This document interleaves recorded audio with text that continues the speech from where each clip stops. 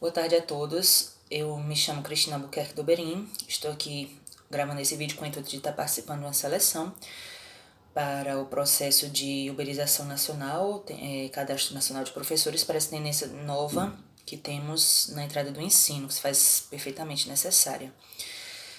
E eu sou enfermeira de formação, venho aqui escolher um dos assuntos nos quais eu estou acostumada a lecionar e também tenho uma ampla experiência assistencial, que é a área da geriatria, então estou acostumada com a saúde do idoso.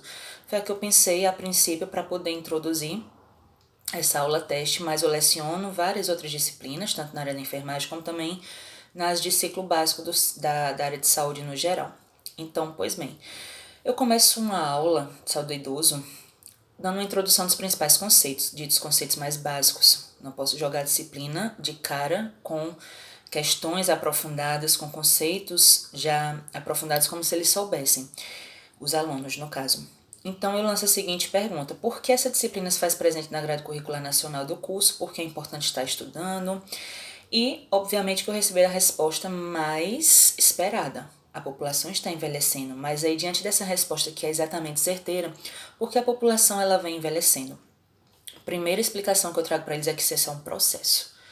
Essa tendência é um processo e que as coisas, as disciplinas estão interligadas. A gente não estuda ou não deve mais estudar tudo separadamente, como vem lá da época do colégio. Então, lá na geografia desse mesmo colégio, dessa mesma época, a gente estuda o processo de transição demográfica. Transição é uma mudança, demografia diz respeito à população.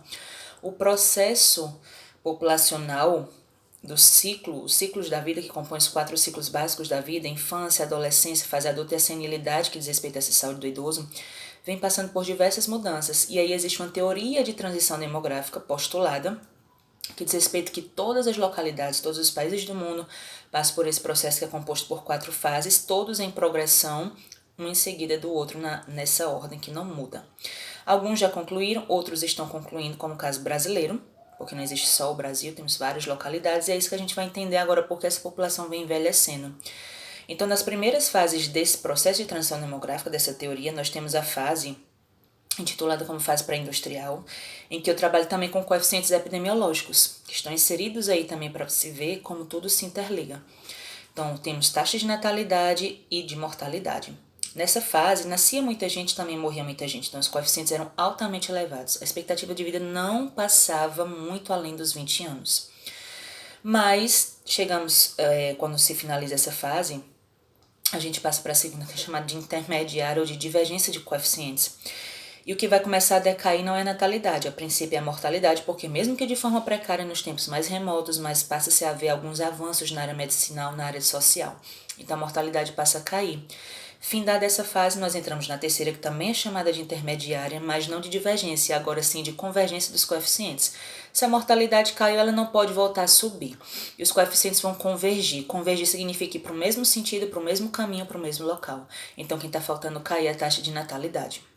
Ela passa a cair também. O estilo de vida começa a mudar. As pessoas hoje são muito cobradas na sociedade, tudo é tempo, tudo é relógio, tudo é pressão, tudo é dinheiro. E aí elas não têm mais tempo de estar cuidando de alguma pessoa que elas conhecem que está na fase senil, ou elas até podem ter esse tempo, mas não têm o conhecimento necessário.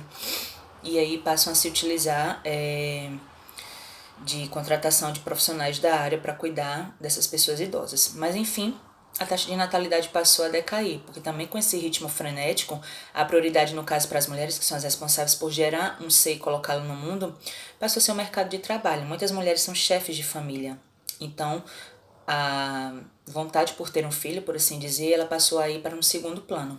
E aí na quarta fase, que é a final, quando essa fica findada, nós continuamos com as taxas baixas, é a fase moderna, mas o que diferencia da terceira é que essas fases são tão baixas que tendem a zero, quase nada. E as consequências diretas disso, o envelhecimento populacional, o aumento da população feminina e também o aumento da expectativa de vida. Alguns outros conceitos a serem trabalhados nessa aula serão gerontofobia, que significa um medo pelo envelhecimento, uma recusa em aceitar o idoso na sociedade.